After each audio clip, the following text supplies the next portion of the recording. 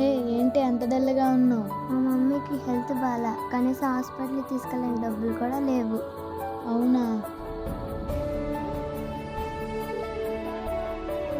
హే, మీ అన్నయ్య హైదరాబాద్లో ఉన్నాడు కదా, ఒకసారి అడుగు.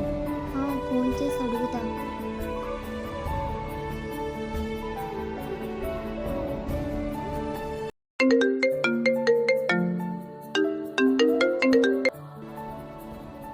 చెల్లి.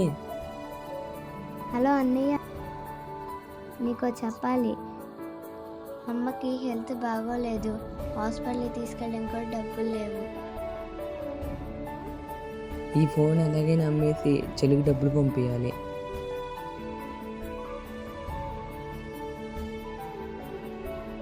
హలో చెల్లి, డబ్బులు వచ్చాయో ఒకసారి చూడు.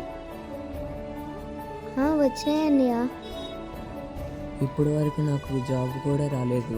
అట్లీస్ట్ నాకు ఫోన్ అయినా ఉండేది. ఇప్పుడు అది కూడా లేదు. హాయ్. హాయ్. మా ఇంట్లో పెళ్లి సంబంధాలు చూస్తున్నారు, నీకు ఇంకా జాబ్ కూడా రాలేదు. అంటే జాబ్ వచ్చాక మా అమ్మ నాన్న ఎంత కట్నం అడిగినా మీ అమ్మ నాన్న ఇస్తారా? అరే, ఈ జనరేషన్లో కట్నం ఏంట్రా? అంటే జాబ్ లేకపోతే నేను నాకు ఇచ్చి పెళ్లి చేయరా? అంతే కదరా. ఏంట్రా నువ్వు మీ తల్లిదండ్రులు ఎంత స్వార్థంగా ఆలోచిస్తున్నారు? జాబ్ లేకపోతే కట్నం మీరే అని తెలిసి చిన్నప్పటి నుంచి నన్ను కష్టపడి చదివిస్తే వాళ్ళ స్వార్థం ఎలాగయ్యిద్దే? నీ దగ్గర ఎంత డబ్బైనా ఉండొచ్చు, కానీ ఎదుటి వాళ్ళని చులకం చేసి మాట్లాడే జబ్బు మాత్రం ఉండకూడదు. పో.